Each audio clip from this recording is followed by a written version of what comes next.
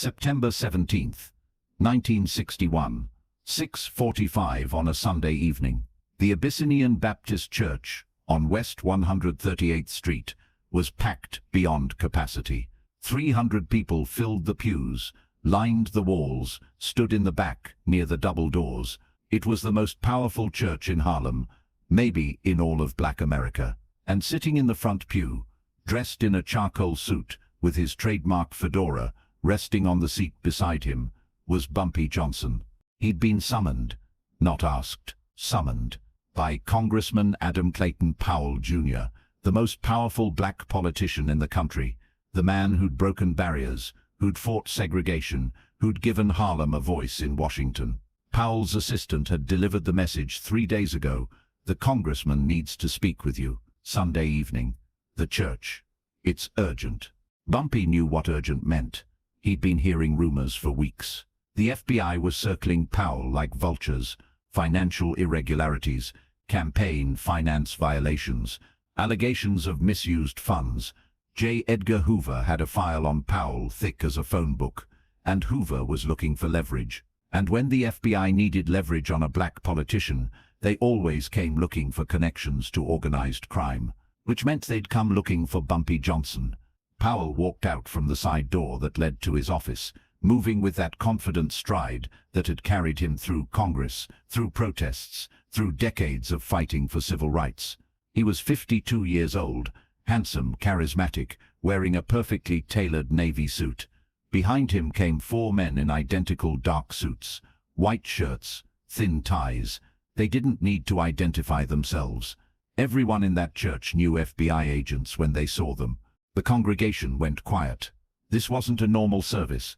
This was something else, something political, something dangerous. Powell stepped up to the pulpit, gripped both sides like he was steadying himself, and looked out over the 300 faces staring back at him. Then his eyes found Bumpy in the front row. "Brothers and sisters," Powell began, his voice carrying that preacher's cadence he'd inherited from his father, who'd built this church from nothing. "We are living in difficult times. Our community faces threats from outside and from within. And sometimes, to protect the many, we must ask difficult things of the few." Bumpy didn't move, didn't react, just sat there, hands folded in his lap, watching Powell like he was watching a play he'd already seen.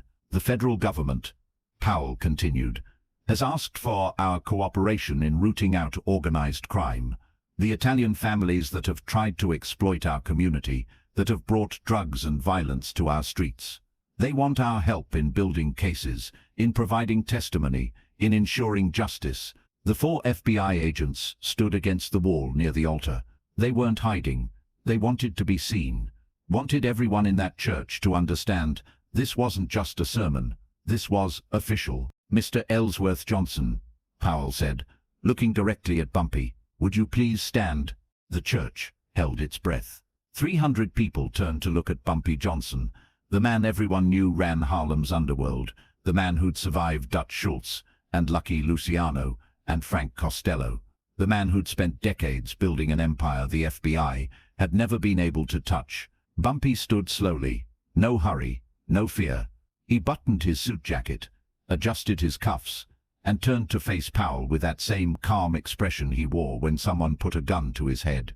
"Mr. Johnson," Powell said, "the federal government has offered you immunity, full protection, a new life. All they ask in return is your testimony about the Genovese family's operations in Harlem. Your cooperation could save this community from the poison that's been destroying it." Powell paused. Let that sink in. Then he added, softer, more personal, "It could also save me. The FBI has concerns about my finances, about my associations.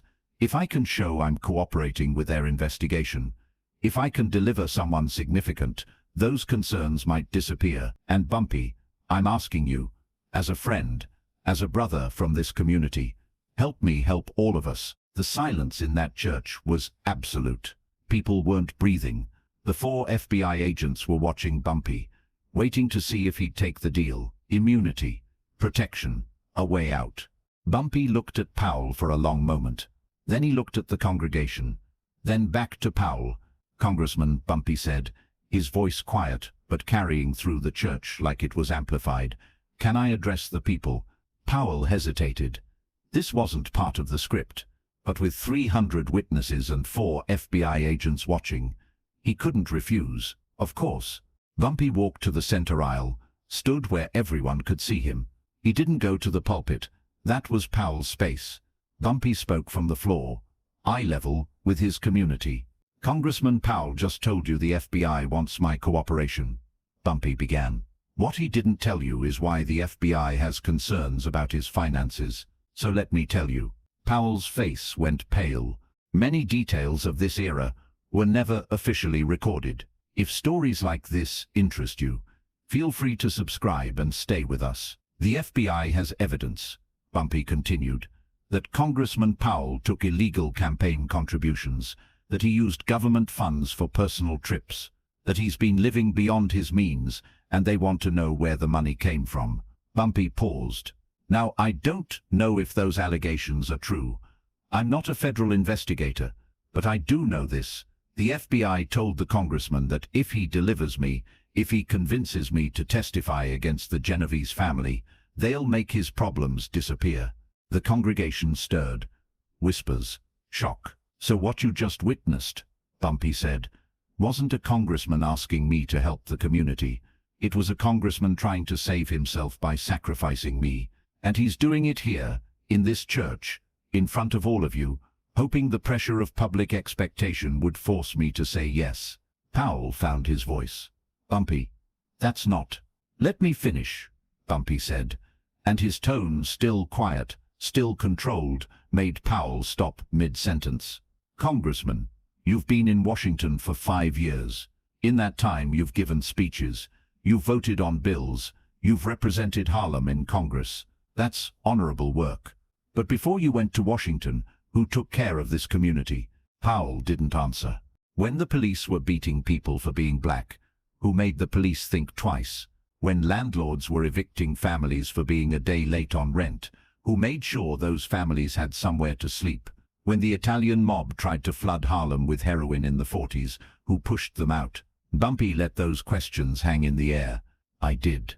For 30 years. Not 5. 30. I've been here in these streets, protecting this community when nobody else would. And yes, I've done things that broke the law. Yes, I've hurt people who needed hurting. Yes, I've built an empire that exists outside what the government calls legal. But everything I did for Harlem." He turned to face the congregation fully now, his back to Powell. "Now the congressman is asking me to become an informant, to testify against the Genovese family. And you know what happens to informants? They get new names, new faces, new lives far away from here. The FBI would take me out of Harlem and put me somewhere safe. Witness protection, they call it." Bumpy walked slowly down the aisle, looking at faces he'd known for decades. "Mrs. Henderson, I paid for your son's funeral when he died in Korea.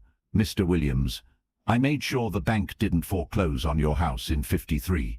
Sister Jackson, when your daughter got sick, who paid those hospital bills?" People were nodding, remembering. "If I take the FBI's deal," Bumpy said, "I leave, I disappear. And Harlem loses the only person who's been standing between this community and everyone who wants to exploit it. The Italians will come back. The corrupt police will come back. The slumlords will come back. Because I won't be here to stop them." He turned back to Powell. "So, Congressman, here's what I'm going to tell you, and I'm going to say it in front of these 300 witnesses and those 4 FBI agents. I will not testify. I will not become an informant. I will not betray the people I've worked with, even if they're criminals, because in my world, we have a code. You don't rat, ever, for any reason." Bumpy walked closer to the pulpit, looked Powell dead in the eye. "And as for your problems with the FBI, Congressman, those are your problems. You made choices in Washington that put you in this position. Don't try to solve them by sacrificing me, because if you do, these 300 people will remember. They'll remember that when you needed help, you tried to sell out the man who's been protecting them for 3 decades. Bull's jaw tightened. "Bumpy, you're making a mistake. The FBI, The FBI can investigate me all they want, Bumpy interrupted. They've been trying for 30 years. They've never made anything stick because I'm careful, I'm smart, and I don't leave evidence. But you, Congressman, you got sloppy, and now you want me to pay for your sloppiness. Bumpy turned to the 4 FBI agents against the wall. Gentlemen, my answer is no. I will not testify. I will not cooperate. And if you want to arrest me, do it now in front of these witnesses. But you won't. Because you don't have evidence. You have suspicion. And suspicion doesn't hold up in court. The lead FBI agent, a thin man with wire-rimmed glasses, stepped forward. Mr. Johnson, you're refusing a generous offer. I'm refusing to be a rat, Bumpy corrected. There's a difference. You understand this means we'll continue investigating you, that we'll pursue every lead, every connection, every transaction. I've been investigated my entire adult life, Bumpy said. One more investigation won't change anything. The agent looked at Powell, then back to Bumpy. Congressman Powell assured us you'd be reasonable. Congressman Powell doesn't speak for me. Never has, never will. Bumpy walked back to his pew, picked up his fedora, and turned to face the congregation one more time. I want everyone here to understand something. The government doesn't care about Harlem. They care about statistics. They want arrests, convictions, headlines, and they're willing to use people like the congressman, willing to threaten and pressure and manipulate, just to get those numbers. He put his hat on, angled it just right. But I care about Harlem. I was born here. I'll die here. And everything I've ever done, legal or illegal, has been to protect this community from people who see it as nothing but a place to exploit. So I'm not leaving. I'm not cooperating. I'm staying right here, doing exactly what I've always done. Bumpy walked down the center aisle toward the exit. 300 people watched him go. Nobody moved to stop him. The FBI agents looked at each other, then at Powell, but they didn't follow. They couldn't. Not without cause. Not without evidence. When Bumpy reached the double doors, he turned back one last time. Congressman Powell, I hope you figure out your problems. I really do. You've done good work for this community. But don't ever try to solve those problems by selling me out again, because next time, I won't be this polite. Then Bumpy Johnson walked out of the Abyssinian Baptist Church, and the moment those doors closed behind him, the congregation erupted, not in anger, in applause. 300 people standing, clapping, some shouting, Amen, others just nodding in respect. Powell stood at the pulpit, humiliated, exposed, powerless. The 4 FBI agents walked out without a word. The plan had failed, worse than failed. It had backfired spectacularly. The story of what happened that Sunday evening spread through Harlem like wildfire. By Monday morning, every barbershop, every street corner, every policy bank was talking about it. Bumpy Johnson had stood up to a congressman and the FBI in the middle of a church service and walked out untouched. The FBI's investigation into Powell continued. 2 weeks later, facing mounting pressure and the threat of indictment, Powell held a press conference. He announced he would not be cooperating with any investigations that required him to provide names of Harlem residents. I will not betray my community, he said, using almost the exact words Bumpy had used in the church. The political calculation was brilliant. Powell's refusal to give up Bumpy, framed as protecting the community rather than protecting a criminal, actually boosted his reputation. The black press praised him. Civil rights leaders called it courageous. And while the FBI's investigation dragged on for years, Powell survived politically because he'd been seen publicly refusing to cooperate. But everyone in Harlem knew the truth. Powell hadn't refused out of principle. He'd refused because Bumpy had made it impossible to do otherwise. Bumpy had exposed the deal in front of 300 witnesses, had made Powell's self-interest obvious, and had forced Powell to choose between his political career and his integrity. Powell chose his career, and part of saving that career meant not betraying Bumpy Johnson. For Bumpy, the consequences were different. The FBI investigation intensified. They audited his taxes, monitored his associates, pressured his businesses, but they never found enough evidence to charge him with anything substantial. Bumpy had been telling the truth in that church. He was too careful, too smart, too protected by the community to be taken down by federal investigators. Years later, in 1967, when Powell was finally censured by Congress for financial misconduct and stripped of his chairmanship, some people asked Bumpy if he felt vindicated. After all, Powell's attempt to sacrifice him had failed, and Powell had eventually been brought down anyway. Bumpy's response became part of the legend. "I never wanted Powell to fall. He did good work for our people, but he made a mistake that night. He thought politics was more important than loyalty. He thought his career mattered more than our community's trust. And once you lose that trust, you can't get it back with speeches or votes or press conferences. Trust is earned in moments like that church service." And that night, Powell chose wrong. The Abyssinian Baptist Church, where it all happened, never officially acknowledged the confrontation. Powell continued preaching there occasionally, but everyone who'd been present that September evening never forgot. They'd seen Bumpy Johnson stand in the house of God, refuse to bow to the federal government, expose a congressman's duplicity, and walk out free. The 4 FBI agents who'd been present wrote reports, filed them, but nothing came of it. You can't arrest someone for refusing to cooperate. You can't charge someone for speaking truth in a church. And you can't build a case on moral authority, which was the only weapon Bumpy had used. In the years that followed, when young activists asked Bumpy about that night, about standing up to power, about refusing to cooperate, he always gave the same answer: "I didn't stand up to power. I reminded power where it comes from. Politicians have authority because we give it to them. The moment they forget that, the moment they think they can use us to save themselves, we have to remind them who they actually work for." September 17th, 1961. A Sunday evening in the Abyssinian Baptist Church. 300 witnesses. 4 FBI agents.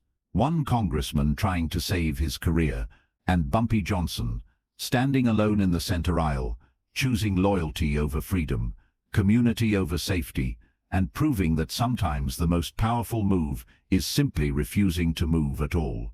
The FBI never got their testimony. Powell never lost his seat in that election, and Bumpy Johnson went back to running Harlem exactly as he'd been doing for 30 years. The only thing that changed was the story, and in Harlem, stories matter more than laws. If you enjoyed this story, please like the video and subscribe to the channel. Turn on notifications for future stories, and let us know where you're watching from.